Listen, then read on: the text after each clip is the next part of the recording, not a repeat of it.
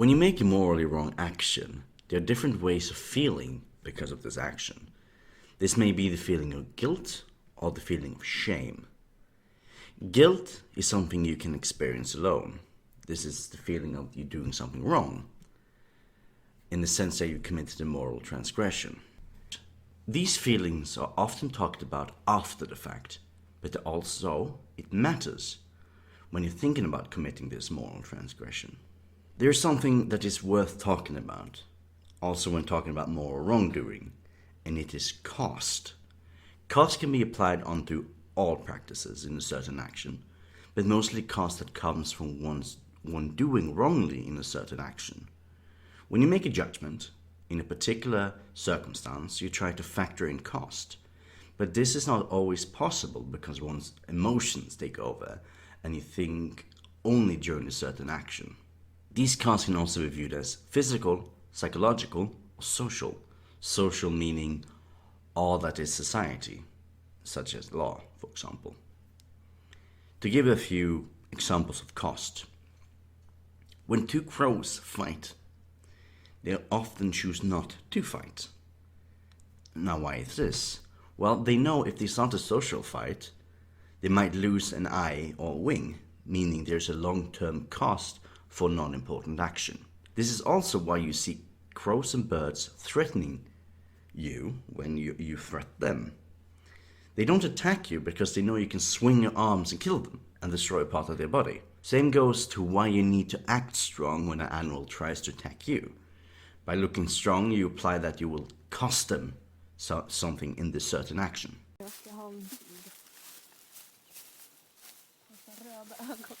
Nej! Ja!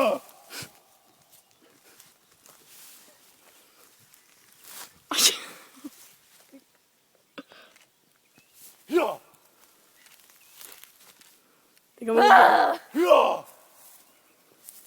Det kommer gå på oss istället. Ja! Ja!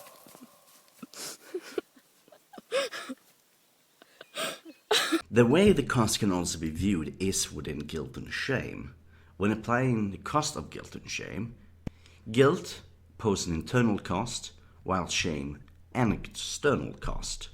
The big concern is guilt is something that will be imposed on you regardless of people care about your actions or not. Often this is implied in, for example, war situations. When you're in a war, you need to kill. I personally have actually talked to quite a lot of soldiers, and we talked about the first time they killed a man.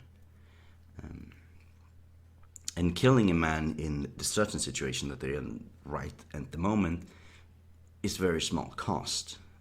This can be everything from just moving a single finger, and the man right in front of you will fall over.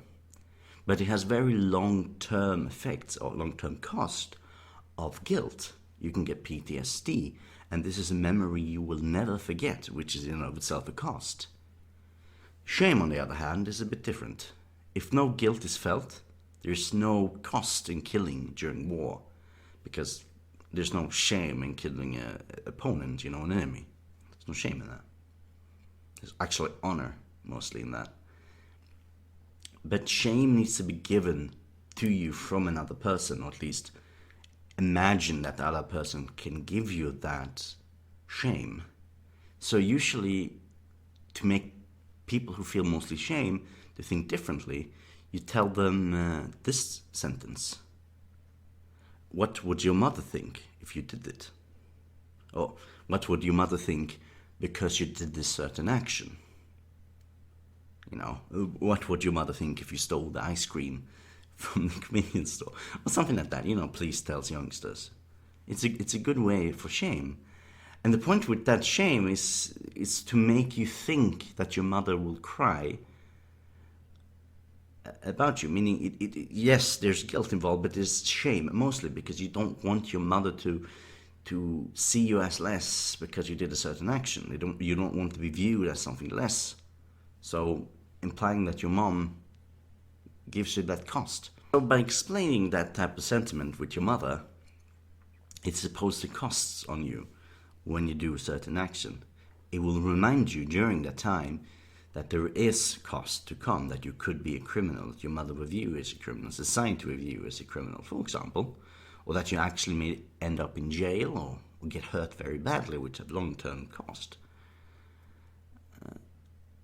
And ending up in jail will make sure that you no longer is free, or being hurt, you're no longer as free as you are now, which is a shame in society.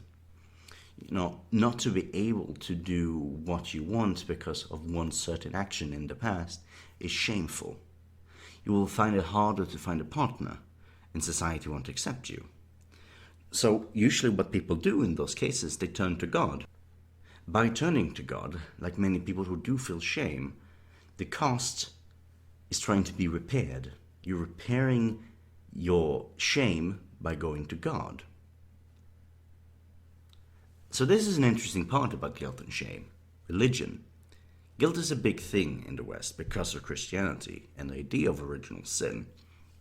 But still many do not feel guilt. Example, the gangs in Latin America or the mafia in Italy. They may have guilt in some way, but shame for them is more important. And these people are very religious. They go to church often, and you get away with many things by just accepting God. For example, they do not attack religious people. When, for example, a real-life example here, when a gang member walked past my mother, she started talking about the church with the person next to her she was walking with.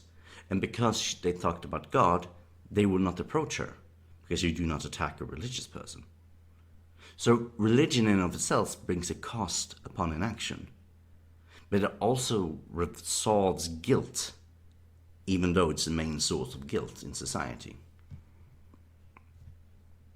Other type of cost that is important to talk about is the long-term costs. And this costs can be talked with more violent sexual acts. So I've spoken to many people who has been unwillfully cuddled, I will say, because YouTube and words with the R word, I'm not going to use it. And for these people, it's really odd. I don't fully understand how it works most of the time with these type of people. Because it's a bit, you can see it as 15 minutes of fun for a very long-term cost. But the cost is not always on the person. If there's no guilt involved, there's no cost in unwillful cuddling. And for the lady, it will bring a tremendous cost for her. This is something she will never stop thinking about for the rest of her life. This is something that will haunt her forever. It's might be 15 minutes of fun for one guy and 50 minutes pain for another. But, no, sorry, not 15 minutes pain, 15 years of pain, I would say, for the other. And the cost is huge. The you make and the words you use. Even if there's no cost upon you, think of the others and the cost you bring to them.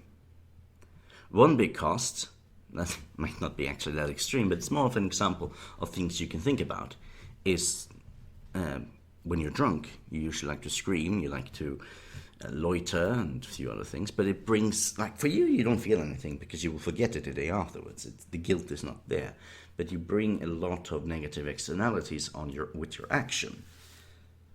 And usually, this is the issue of guilt. My point is to kind of spread the concept of guilt away from the internal cost to the external cost more that way.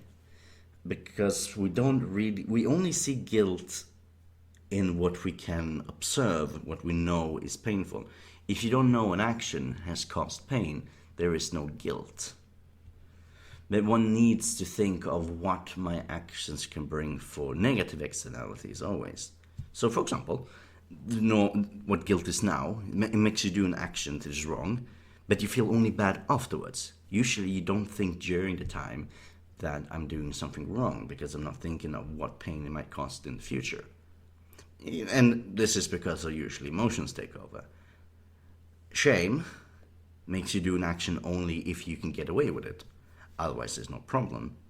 But cost, will make you think during the action that what it might bring later. I don't know what my point was. The point of this video, and now I want to go, I've read from a script quite horribly. My point has always been with this is, we talk a lot about guilt and shame, but many actions don't involve guilt and shame, but still involve a lot of punishment. People keep getting away with things and might feel bad about it. No, not even that. The issue with guilt, I should say, it's fully emotional based, and it matters mostly for big things. For example, and this, I think this is quite an interesting thing. In the show, The Good Place, Chidi, which is one of the main characters, I won't spoil, but he gets upset because he drank almond milk, and almond milk causes a lot of damage. And for him, this is one of the biggest guilts. Oh, I did wrong because I drank almond milk. While another person feels completely fine, but she has done horrible actions above just drinking almond milk. My point is, with guilt, it's not reliable enough to make you not do actions that are bad. You know, Christianity focused on guilt so much, and that guilt is enough to hopefully make people not do bad things. But it's not. It's too much after the fact that guilt is involved. Shame is common in many cultures that doesn't have Christianity. It's just that if you get caught, you're bad, and then you're bad, but you don't feel bad because the guilt concept came from Christianity's the original sin, Adam eating the apple, and people feeling guilty from that since then. But we need something new. I mean, the cost thing is obviously not an answer, but I think it's important to think of cost when talking about this type of shame versus guilt. But we need something else than guilt and shame when it comes to people doing wrong actions. Something to build upon that makes people understand that not only after the fact, but during the fact, they're doing a moral wrong action. Maybe make sure that people think of the guilt and shame during their action. What long-term effects will this have? And yes, I'm talking from a rational mindset. This is what I mentioned before, the emotional takes over. But there's still usually pre-planning in your head when you do a certain action. Let's say you're a bit drunk and you want to smack a guy in the pub. Usually before this happens, you have, some people act on pure instinct. You can't do much about them.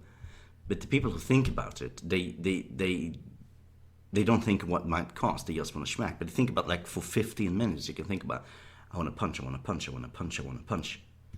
So there's no during the fact or even before the fact that we focus on in our society, and something that we can bring to the table. Maybe we should start at least try to think about that, like crows does, like what crows do, that we take a more cautious approach, because we need to think about, all right, can me punching this guy mean that he will break my arm, because he maybe won't fall down from my punch and he'll punch me back and maybe just, my arm. That's bad.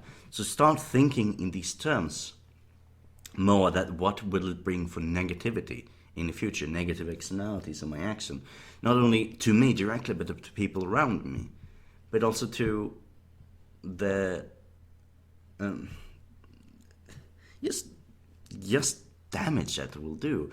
And I think with guilt and shame, which is fine, but it's not so much animalistic. And I think what animals usually have that we don't is the hindsight, which is weird. Smart animals, that is. The hindsight of not attacking you. I mean, birds can get hit in the head and become stupid. But again, they don't attack, for example, they don't attack bigger creatures because they know bigger creatures can not kill them, but hurt them. So you usually think in hindsight, and I think many people had lost that long-term perspective. And I think just focusing on guilt and shame won't fix it. Again, we need something new to think about that will make sure that our actions during the time can be, I don't know what I'm going on with anymore. Guilt is good, but it doesn't stop you from doing your action. Shame can actually stop you from doing a certain action, but only if you get caught. If you don't get caught, you will do the unwillful snuggle, because you won't get caught. You will, but, oh yes, perfect example. Fucking hell, I didn't think of it before. In my slandering. Shame. What does shame do? It makes you think, okay, can I get away with this? You know, that's a horrible thing that they have, but they have that thought in there, which means they're actually thinking before they're acting, at least if it's not on pure emotional instinct. But there is still this feeling of, in society, that I can do the unwillful snuggle if I get away with it, so they think more. So if we can cooperate the thinking of shame, the pre-thinking of shame, into guilt, that what pain will it cause more, and not just after the fact. I guess that's my point. All right, thank you everybody for listening.